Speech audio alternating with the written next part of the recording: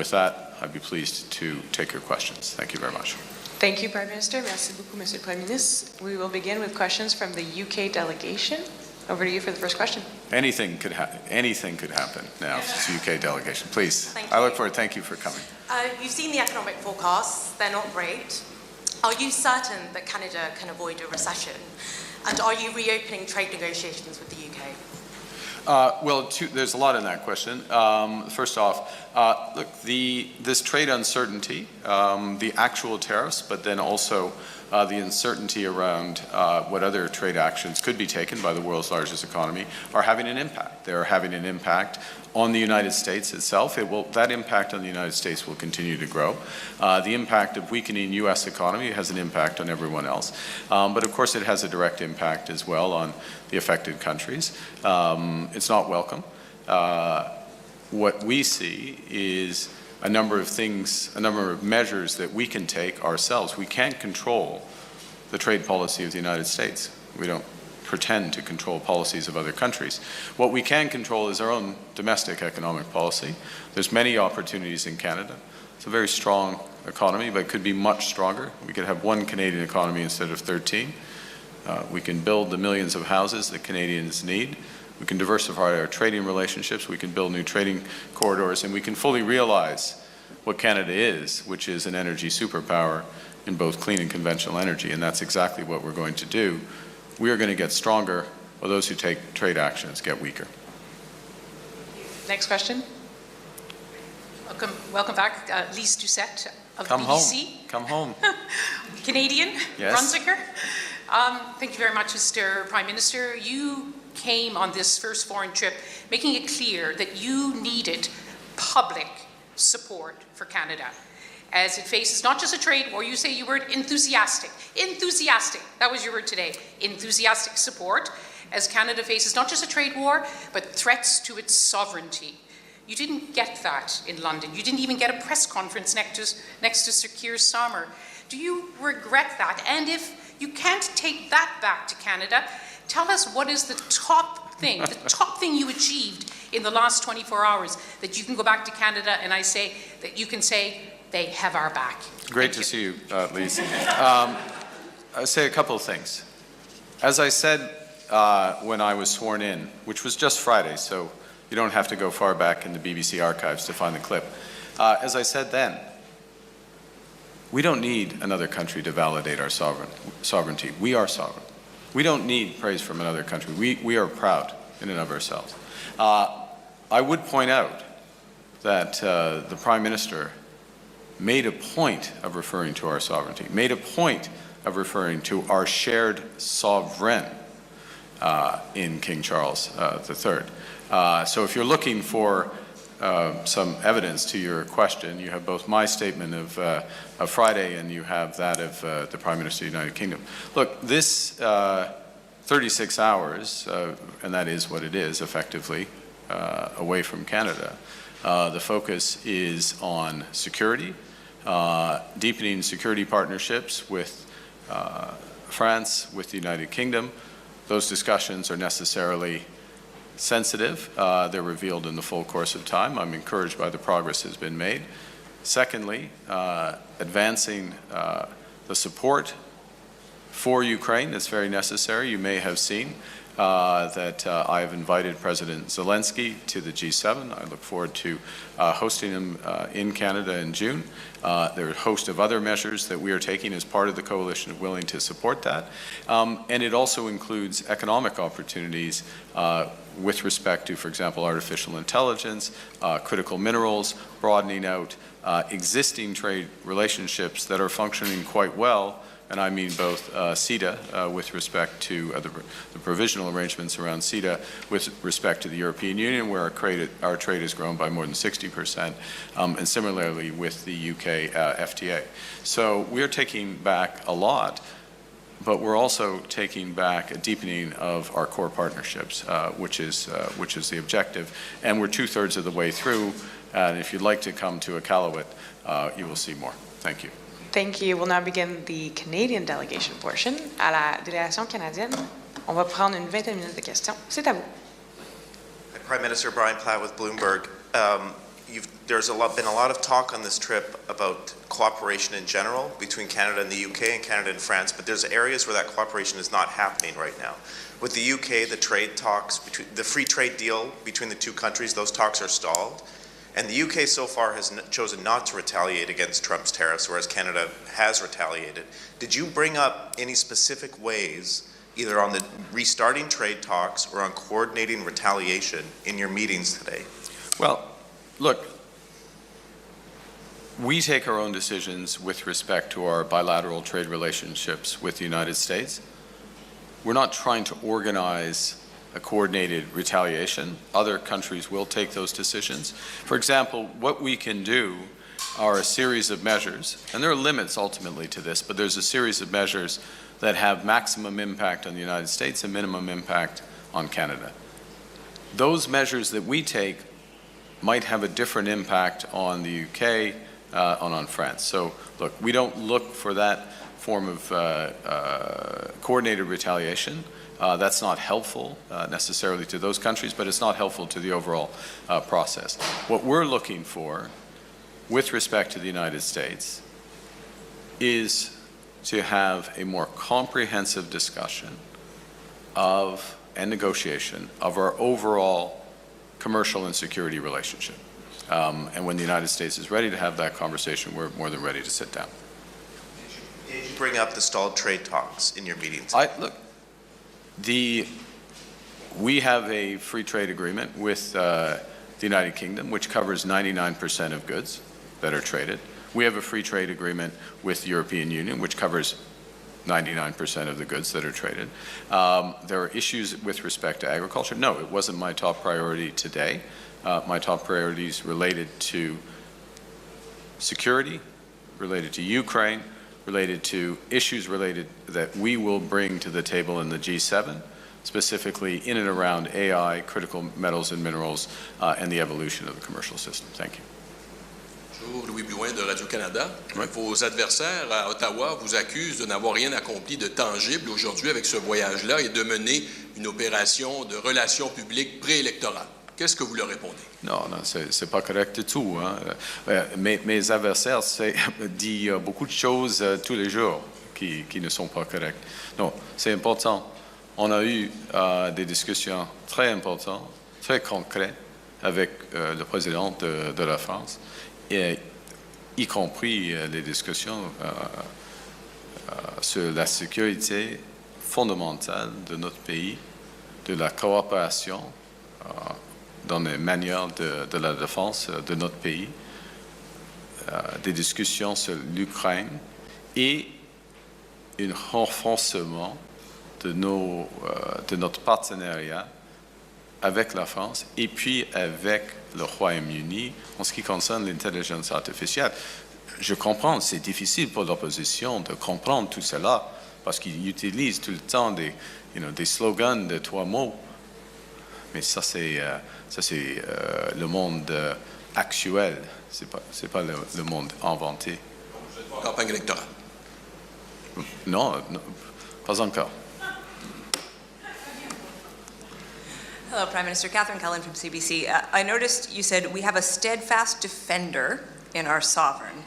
Behind closed doors, did any of the leaders you met with today offer assurances that they would have Canada's back if Donald Trump uses greater economic force or more to annex or absorb Canada? Well, I would know. Let me state the obvious, which is that all of us are members of NATO. All of us respect Article 5 of NATO. So the or more part of your question is unthinkable. What we did discuss is, particularly with France, is deeper security and military cooperation, which is in the interest of overall global security. And we did discuss in both cases deepening of our economic ties. Thank you. Prime Minister Mike Couture with CTV News. I take your point earlier on a number of our allies talking about our sovereignty today. But nobody's come out forcefully and said those comments about the 51st state are just not on. Do you think that our traditional allies are not sticking their necks out because they're concerned that if they say something that'll anger President Trump, that they'll be next? I think I would take seriously what the Prime Minister of the United Kingdom said today. Look, I don't think one needs to respond to every comment about another country. Look, we can stand up for ourselves. It's Canada strong. We can stand up for ourselves. We've called out those comments. They're disrespectful. They're not helpful. And they need to stop before, and they will have to stop before we sit down and have a conversation about our broader partnership with the United States. But we're Canada. We don't need other people to come to our aid. Come on. C'est pas nécessaire d'avoir d'autres pays nous aident. Nous sommes le Canada fort. Okay? You don't think it'd be helpful that they come out and say something as We have strong as other that? things. Look, when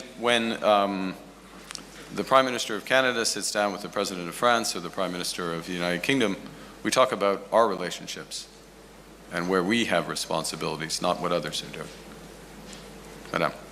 Mr. Carney, Stephanie Levitz with the Globe and Mail. We understand that you have now placed your assets in a blind trust, so you Yes. don't know what's happening to them going forward, but you knew what they were going into that blind trust. So what are they? Look, Stephanie, I follow the rules of the Ethics Commissioner. I'm following them well in advance of any of the requirements, as you know, because I know you know this. You know that these requirements come into effect in months. We're talking days after I became Prime Minister. So I'm complying with the rules of the Ethics Commissioner, going through the processes and all these things that are necessary. And I will remind you, and I'll remind Canadians again, that the Leader of the Opposition cannot find it. And look, you look at the questions this evening, you look at the nature of the discussions, look at the nature of discussions I had with the President of France, the Prime Minister of the United Kingdom. The Leader of the Opposition would not be capable of having those discussions because the Leader of Opposition refuses to get his security clearance, something that it took me a few weeks to get. And he has been the Leader of the Opposition for 3 years. So I comply with my responsibilities, I comply with the rules well in advance, and the Leader of the Opposition doesn't take his responsibilities at a time of, well, you should take these responsibilities at any time, but it's particularly remarkable given the stakes in global geopolitics at the moment. The rules say that those assets should be publicly disclosed within 120 days, which means you'll campaign in a coming federal election, most likely within the next 120 days, and are serving as Prime Minister now, with Canadians not being aware of what potential conflicts of interest you sought to avoid. What possible conflict would you have, Stephanie? Stephanie, I'm complying with the rules. I'm complying with the rules in advance. Point final. Are you saying you are not open to any conflict of interest? Yes. Someone who spent most of his life in the private sector, there's no possible conflict of interest in your assets. That's very difficult to believe. Look inside yourself, Rosemary. I mean, you start from a prior of conflict and ill will. I have served in the private sector. I have stood up for Canada. I have left my roles in the private sector at a time of crisis for our country. I'm complying with all the rules. Your line of questioning is trying to invent new rules.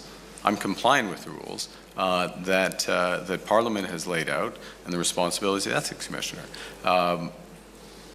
And I will continue to comply with those rules. Bonjour, Émilie Bergeon, la presse canadienne. Monsieur Carney, vous avez dit que vous voulez bâtir des infrastructures énergétiques d'ouest en est et d'est en ouest et vous voulez développer des partenariats énergétiques avec l'Europe. Est-ce que vous avez discuté, par exemple, de LNG et quel échéancier vous vous donnez pour avoir des projets d'infrastructures bâtis au Canada? 2, 3 ans? D'accord. Premièrement, je suis ouvert à des projets ouest à l'est, mais ce n'est pas une décision. Ce n'est pas seulement à moi de faire cette décision. Il faut avoir un projet, comme vous l'avez mentionné, un projet actuel, pas seulement un conseil. Il faut avoir l'appui, le soutien des provinces, le soutien des Premières Nations qui seront été affectées. Alors, il y a beaucoup à faire avant d'avoir un projet actuel qui fonctionne. On verra. Vous souhaitez diversifier les marchés canadiens, donc comment vous Ouais. pouvez faire ça rapidement Ouais, tout en prenant... Oui, ça prend du temps, ça c'est sûr. Ça prend du temps de faire des grands projets. Et c'est une des raisons pour lesquelles il faut identifier les provinces et le fédéral, identifier les projets qui sont dans l'intérêt national. Et ça, ce sera un processus entre nous. Hi, Mr. Prime Minister. You told your defense minister to review the F-35 contracts, and what I want to know is what exactly are you talking about? What's on the table exactly? Well, the way Cabinet works, or at least the way Cabinet works in my government, is the Defense Minister and I had a conversation. The Defense Minister raised the issue with me. We had a discussion about Canada's options, and the fact is that under the contract, as you may know, after a certain number of purchases, then we have options on subsequent aircrafts. Given the geopolitical environment, given the fact that there are options, given the need for value for money, given the possibility of having substantial production of alternative aircraft in Canada, as opposed to sending, as we have been, on average 80 cents of every dollar to the United States, it's prudent and in the interest of Canada to review those options, and that's what the process that the Defense Minister has initiated. Is this something that your allies are asking you about, or what is it that you're telling your allies with respect to this? My understanding is that President Macron, for example, is shopping around, don't buy U.S., buy European military goods, and that they have replacements. Well, for I think, F-35. What are you hearing? well, I can tell you what's in the public domain. I can tell you in the public domain that for example, Portugal the government of Portugal is taking steps to diversify their supply. What's also in the public domain is a very substantial effort in Europe to so-called rearm Europe, which is a significant consolidation and increase in the amount of defense spending in Europe. Now, that is of interest to us as Canada because as a potential alternative supplier. It creates the potential to create supply chains that mean that Canadian companies are participating in the development of these defense systems. And we are actively exploring, and full disclosure, this is one of the discussions that I had both in Paris and in the UK, was the potential participation. Now, the UK is not formally in that, but we can see, particularly given our security posture in Europe, given potential steps in Ukraine, given our own security needs, that diversification of our suppliers in a way that ensures that as much as possible of that production resides in Canada and benefits Canadians in multiple ways is a prudent thing to do. That's what I can tell you. Bonjour, M. Carney. Joël Denis Bellavance de la presse. On est tous choqués au Canada par le comportement de Donald Trump et des États-Unis. Croyez-vous que l'Amérique que l'on voit aujourd'hui, c'est l'Amérique qui va s'installer pour de bon? En d'autres mots, est-ce que c'est le new normal, les États-Unis que l'on voit aujourd'hui? Merci pour votre question. C'est une bonne question. OK? Nous sommes dans une situation où, comme les Canadiens et Canadiennes, on doit diviser des choses qu'on peut contrôler, comme vous le savez. On peut mettre chez nous dans le domaine économique domestique et des choses qu'on ne peut pas contrôler. À ce moment-ci, c'est difficile d'avoir l'influence aux États-Unis. C'est pas normal. Hein. Normalement, on a des discussions. Les Américains prennent leurs décisions, c'est correct, mais normalement, on a des décisions, des discussions avec eux. C'est pas exactement le cas maintenant. Nos intérêts, selon moi, nos intérêts sont assez alignés que ça va changer dans un certain temps, mais ce n'est pas clair exactement quand. Ouais. Je vous pose la question, c'est qu'aujourd'hui, nous devons prendre des décisions qui vont nous affecter pour des années à venir concernant nos relations avec les Américains. Ce qui est clair est que nos relations commerciales sont trop concentrées aux États-Unis. Ce qui est clair est que nos relations sécuritaires sont trop concentrées aux États-Unis. Il faut diversifier, ça c'est clair. Alors, c'est une des raisons pour lesquelles ma première visite à Paris et à Londres. D'accord. Tonda McCharles with the Toronto Star. In Canada today, your political opponent, Mr. Poilievre, said that he would axe the industrial price on carbon. And I'd like to understand from you if you think that at this time, with all the threats against many of our big mainstay industries, which also are large emitters, if you think that your plan to tax them remains a viable and publicly supported plan. Yeah.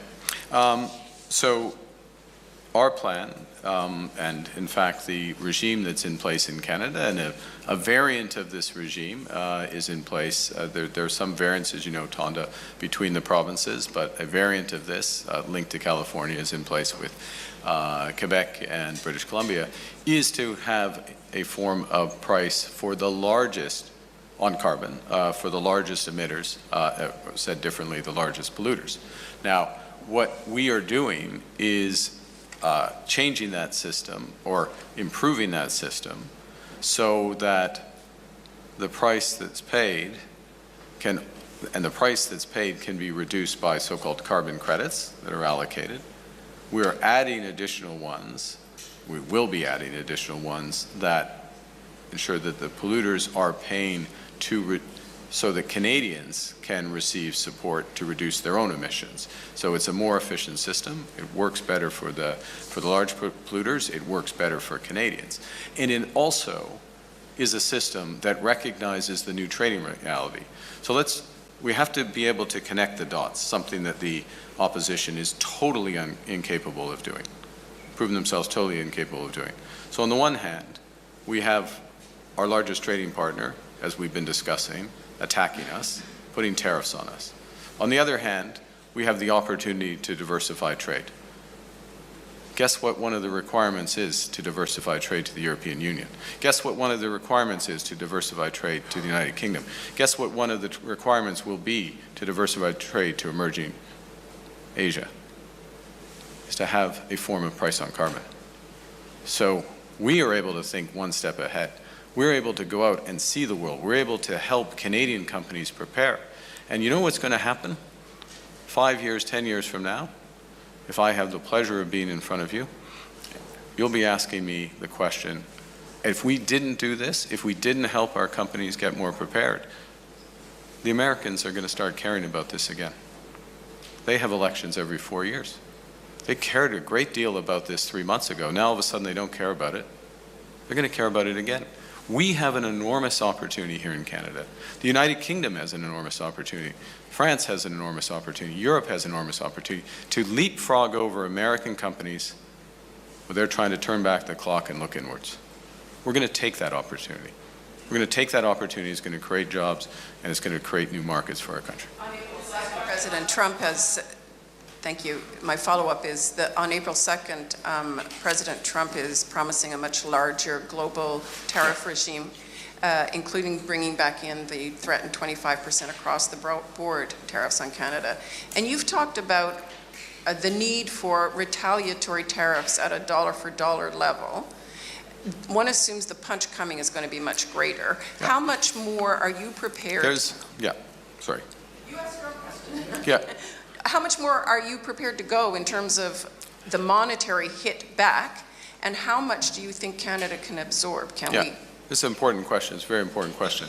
There is a limit, given the relative size of our economies, the extent to which we should match U.S. tariffs. Right now, what the government has proposed, and with the 150 billion odd identified products, are products that have, as I said earlier, maximum impact in the United States and limited, but not zero, it's limited impact in Canada that we can affect. And my government's commitment is that we will use all of the revenues from those tariffs to support Canadian workers that are affected by the U.S. trade actions. Pierre Poilievre's commitment, as his commitment is anytime anything changes, is he's going to use it to cut taxes. So if you aren't paying any taxes because you don't have a job, you're out of luck. Okay, we're going to go help those who are affected by it, as we should, as Canadians want us to, in my view. Now, so just to summarize on your question, there are limits. Now we'll see what happens April 2nd. We'll see what happens after that.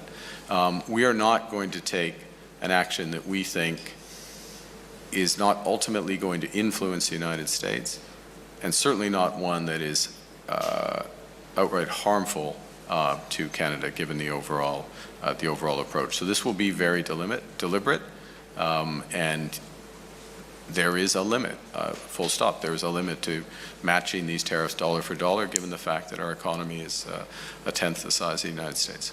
Thank you. This puts an end to our press conference. Thank you. That's it. Bon, merci.